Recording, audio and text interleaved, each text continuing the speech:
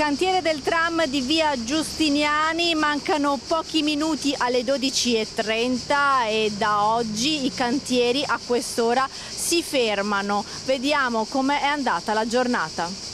Prima giornata diciamo con questa nuova normativa è abbastanza impegnativa, però lo preferisco così sinceramente. Oggi abbiamo iniziato qua a lavorare a Padova alle 5, proprio perché così almeno riusciamo a fare le 8 ore ordinarie. Francesco spegne il potente macchinario per stendere l'asfalto. Il suo turno di lavoro è finito. Per effetto dell'ordinanza regionale che tutela i lavoratori nei cantieri stradali esposti al sole nelle ore bollenti della giornata, gli operai hanno iniziato a lavorare prima e si fermano alle 12:30 senza rientrare dopo la pausa pranzo.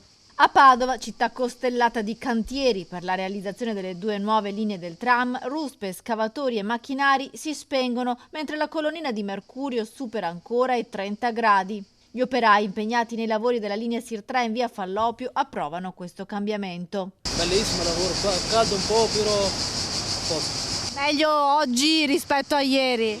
Perché oggi ho iniziato a lavorare dalle 5 fino alle 1. E prima lavoro dalle 7 fino alle 5. Come adesso meglio di prima. A che ora avete iniziato stamattina? Qui abbiamo cominciato.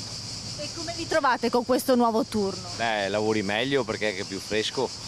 Dopo, vabbè, alle 2 smettiamo, l'1, 2.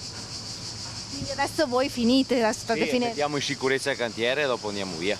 Quelli appena passati sono stati giorni difficili per le condizioni estreme, il sole cocente, poca ombra, abbigliamento tecnico spesso pesante. Già dalle 11, già a quest'ora qua inizia a essere un po' insopportabile, però quando torni dopo pranzo è bruttissimo, insomma no, è infattibile, preferisco molto di più così. I cantieri del tram estivi sono cruciali per la realizzazione dell'opera in tempo, come prevede il cronoprogramma imposto dal PNRR. È possibile che in alcuni punti vengano effettuati lavori anche nelle ore notturne, sempre per consentire una maggiore tutela degli operai.